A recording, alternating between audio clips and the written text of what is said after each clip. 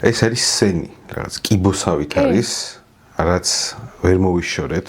ეს ნარკოტიკების ჩადება, წამლის ჩადება, იარაღის ჩადება და რაღაცების ჩადება, რომლის მინიმუმამდე დაყვანის საშუალებები არსებობს. მე არაერთხელ ვისაუბრე ამასთან დაკავშირებით.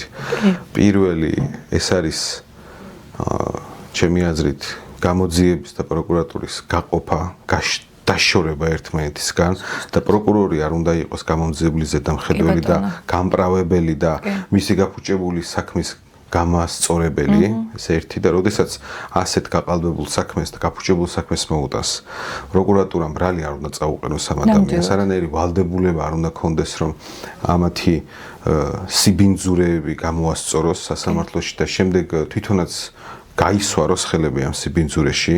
მეორე ასეთ საქმეებზე, სადაც პოლიციელთა ჩვენებებს აქვს განსაკუთრებული მნიშვნელობა, ასეთი საქმეების განხილვის უფლება უნდა ქონდეთ ნაბიჯ მსაჯულებს, იმიტომ რომ აი ეს მომენტები ძალიან რომ უხარიან ნარკოტიკს როცა პოულობს, ის საათნახევარი რომელიც დაიკარგა და უბრალოდ ტექნიკური შეცდომა, რაში მაინტერესებს შენი ტექნიკური შეცდომის გამო მე 5 წელი რომ უნდა ვიждდე საქმეს ეს ციხეში, შეიძლება უადოც მომწეს ხა.